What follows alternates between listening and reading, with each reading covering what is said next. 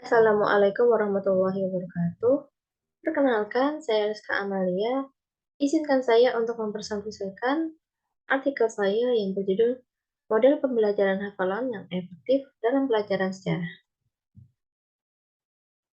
Permasalahan di sini yaitu model pembelajaran hafalan dianggap tidak efektif dan tidak relevan untuk pembelajaran saat ini. Hal ini dapat kita lihat bahwa model hafalan ini dianggap tidak memberikan suatu kontribusi untuk perkembangan siswa. Siswa menjadi pasif dalam menerima pembelajaran dan tidak sesuai dengan tuntutan pendidikan saat ini yang memfokuskan pada pola pikir kritis, analitis, dan pemecahan masalah.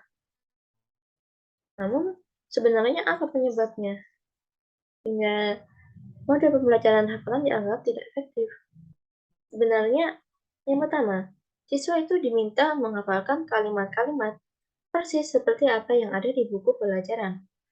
Sedangkan guru dalam menjelaskan materi juga hanya sekedar membaca buku, sehingga siswa tidak dapat mendapatkan pemahaman yang sesungguhnya tentang materi tersebut.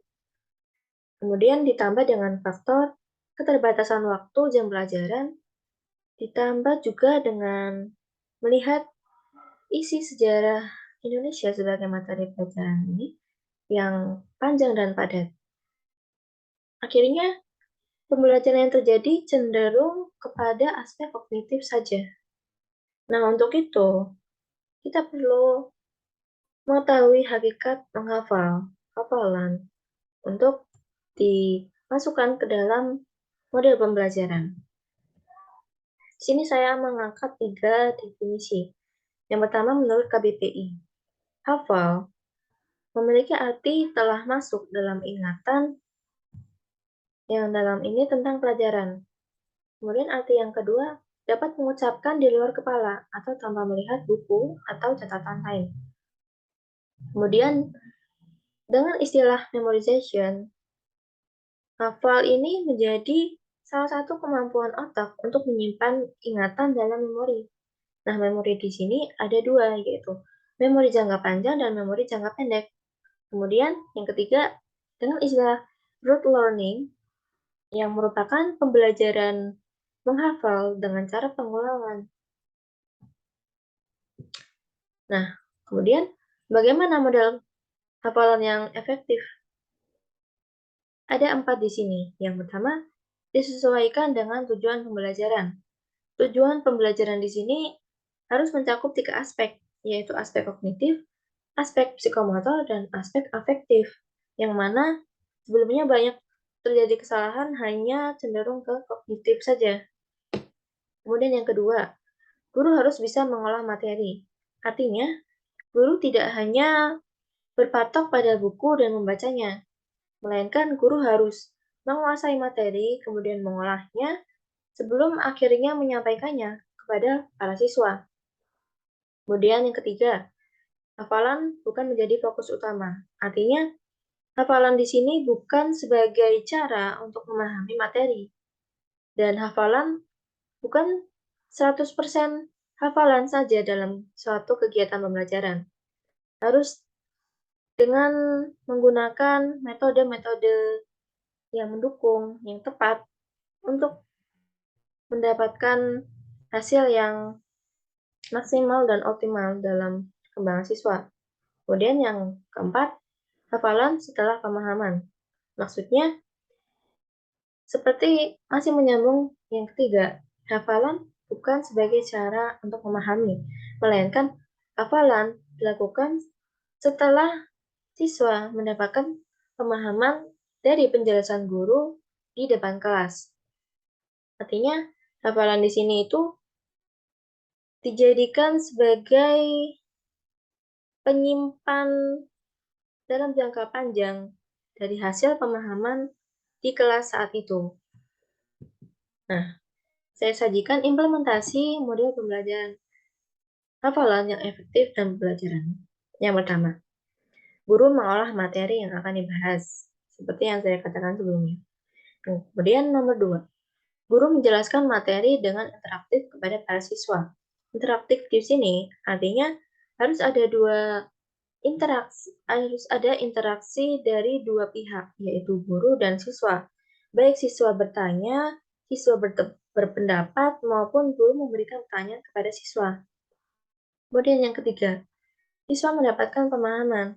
Tentunya dari penjelasan materi yang interaktif dan membuat siswa aktif ini akan membuat satu pemahaman di tiap pikiran siswa. Nah, kemudian dilanjutkan ke nomor 4. Siswa diminta mencatat apa yang mereka pahami dari penjelasan guru.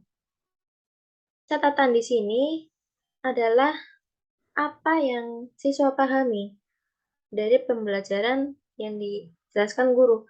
Bukan apa yang tertulis di buku, bukan apa yang tertulis di papan tulis. Jadi harus sesuai dengan apa yang mereka pahami sebenarnya. Kemudian berlanjut ke nomor 5, siswa diminta menghafal poin-poin penting dari materi. Poin-poin penting di sini bukan keseluruhan dari apa yang sudah mereka catat, bukan keseluruhan apa yang dijelaskan di buku, bukan apa yang dijelaskan di papan tulis, melainkan poin-poin yang bila mereka hafalkan, akan ada tujuan dan manfaat yang akan mereka dapatkan, baik untuk hal dalam pembelajaran di sekolah maupun hal-hal di luar sekolah. Kemudian, dilanjutkan ke nomor 6. Siswa diminta menyampaikan hasil pemahamannya kepada teman sebangku. Nah, di sini setelah menghafal dan memahami dan mencatat, siswa diminta untuk saling menyampaikan antar teman sebangku. Nah, dengan kegiatan ini, siswa 1 dan siswa 2 akhirnya bisa mendapatkan dua pemahaman. Pemahaman dari penjelasan guru sebelumnya, kemudian pemahaman dari temannya. Artinya, siswa mendapatkan tambahan pemahaman dan saling melengkapi ketidakpahaman mereka tentang materi. Kemudian, lanjut ke nomor 7. Beberapa siswa diminta maju ke depan untuk menyampaikan pemahamannya.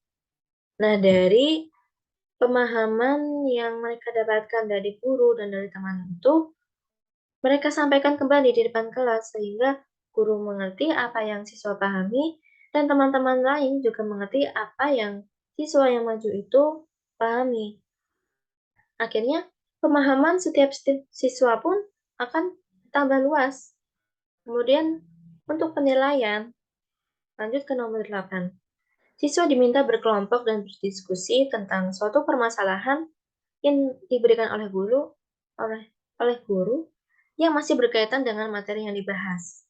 Dengan basis pengetahuan yang sudah mereka dapatkan sebelumnya, tentunya kegiatan analisis ini akan berjalan lebih optimal dan tidak hanya 1-2 siswa yang aktif untuk memecahkan masalah ini, melainkan seluruh siswa dapat aktif dan akhirnya dapat berpikir kritis. Nah, kesimpulannya, hafalan yang efektif adalah hafalan materi yang sudah dipahami, bukan menghafalkan isi buku materi atau pelajaran. Nah, model pembelajaran hafalan dapat menjadi efektif bila metode pembelajaran yang digunakan bukan full hafalan. Sekian dari saya, kurang lebihnya mohon maaf. Wassalamualaikum warahmatullahi wabarakatuh.